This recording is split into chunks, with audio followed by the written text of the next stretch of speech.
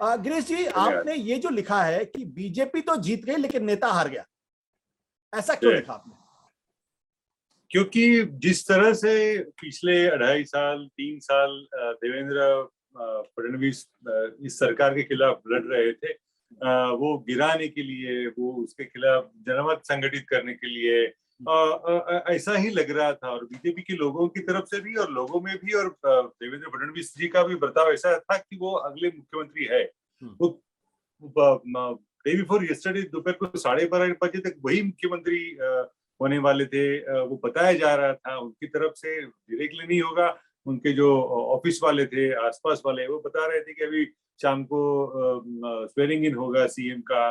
तो अचानक उनका नाम पीछे चला गया और 12:30 बजे के आसपास उन्हें बताया गया कि आप नहीं मुख्यमंत्री होंगे।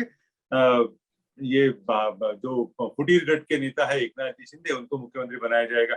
वो भी उन्होंने सह लिया, being a good soldier, disciplinarian leader होने के नाते से। लेकिन जो चल रहा था वो बीजेपी को ही कुछ हजम नहीं हुआ। बीजेपी के बहुत सारे नेताओं को, बीजेपी के जो सपोर्टर्स होते हैं, सोसाइटी का एक क्लास ऐसा होता है जिनके बारे में, जिनको देवेंद्र फडणवीस जी के बारे में बहुत सारा सॉफ्ट कॉर्नर था, तो वो सब लोग नाराज हो गए और वो सब बाकी सोशल मीडिया में वगैरह और मीडिया में भी आ गया। लेकिन ये जो जो जिस तरीके से हुआ, वो भाजपा को शोभा नहीं देने वाला। आपने अपने कॉलम में यह लिखा है कि दरअसल 2019 से ही देवेंद्र फडणवीस जो है, उनके प्रति जो बीजेपी का आला कमान है, first appeared cold to Fadnavis effort to placate the Shiv Sena, यानी शिवसेना को जो अपनी तरफ लाने की कोशिश फडणवीस कर रहे थे, वो बात बीजेपी आला कमान को ठीक नहीं लग रही थी। वो उनका रुख बड़ा ठंडा सा था।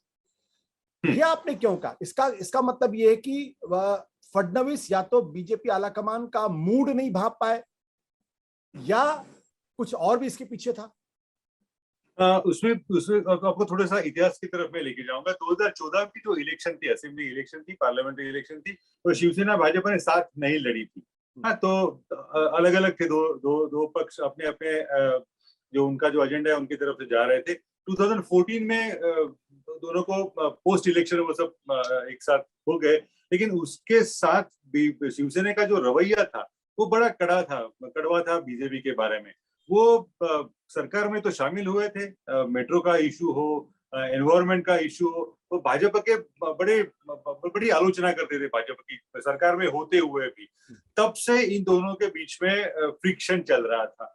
और मुंबई के जो कंट्रोवर्शियल प्रोजेक्ट है, कुछ इश्यूज है, वो शिवसेना के पक्ष में ना जाए, ऐसे भाजपा का कहना था। लेकिन गवर्नमेंट चला रहे थे देवेंद्र फडणवीस शिवसेना के साथ। लाइक फॉर एग्जांपल, बंबई का जो महापौर है, उनका एक बड़ा अच्छा खासा बंगला है समुद्र किनारे, इट्स अ ब्रिटिश आर्किटेक्चर।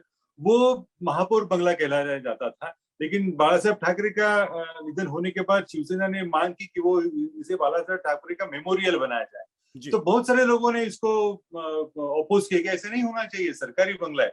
लेकिन बड़े दिलदार होने के नाते देवेंद्र फडणवीस ने उनको वो शिवसेना को दे दिया। बाला साहब ठाकरे का जहाँ अंत्यविधि हो गया शिवाजी पार्क में, वो जगह जैसे कोई राजघाट हो, उसकी तरफ से उस तरह से सजाया जाए, ऐसा शिवसेना का कहना था। उसको लोगों का विरोध हो रहा था कि ऐसा मत करिए, खेलने की जगह है, यहाँ ऐसा करना अच्छा नहीं है।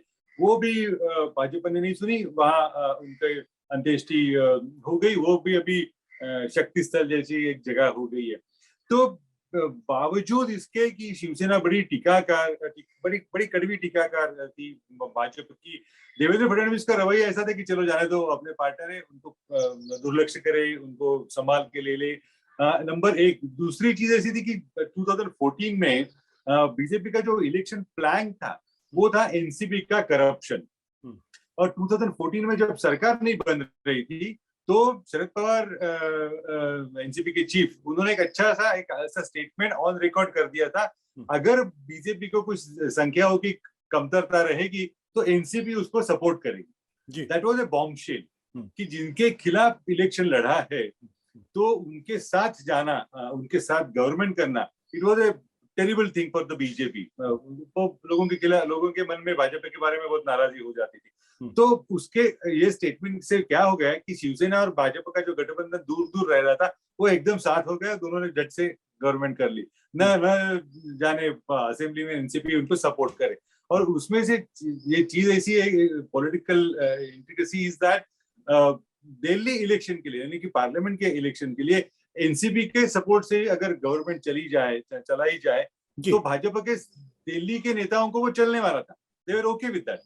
लेकिन आरएसएस और देवेंद्र फडणवीस वो उसके बारे में कंफर्टेबल नहीं थे, तो शिवसेना का अलायंस हो गया। लेकिन अलायंस होने के बावजूद शिवसेना इतनी बड़ी क्रिटिक थी भाजपा की, तब से भाजपा के मन में आ रहा था, भाजपा के सेंट्रल लीडरशिप के मन में आ रहा था कि इनको तोड़ा जाए, शिवसेना भाजपा अगली इलेक्शन साथ में नहीं लड़ेगी।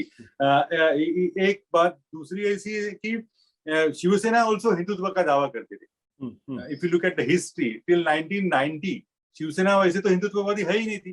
वो जैसे कि अयोध्या की मूवमेंट हो गई, वो बाबरी मस्जिद वगैरह ढांचा गिरा, तो तब बाल ठाकरे ने अचानक उनको हिंदुत्ववाद जोड़ दिया। शिवसेना का जो बेसिक कॉन्स्टिट्यूएंस है उसमें, तो उसके बाद ये ऐसा होने लगा कि शिवसेना का अपना देश का पहला शायद हिंदू हृदय सम्राट था वो बाला साहेब ठाकरे। तो भाजपा के जब अपने हिंदू हृदय सम्राट आ गए तो वो एक ही हिंदू स्पेस में दोनों पार्टियां नहीं चलेगी। ये इससे भी एक अलग सा पॉलिटिकल तनाव दोनों में बढ़ गया। मतलब आपके कहने का मतलब एक म्यान में दो तलवार नहीं हो सकती, या तो एक ही हिंदू हृदय सम्राट होगा या एक ही हिंदू पार्टी होगी, दो कैसे हो सकती है। सत्य हिंदी का ऐप डाउनलोड करें गूगल प्ले स्टोर पर।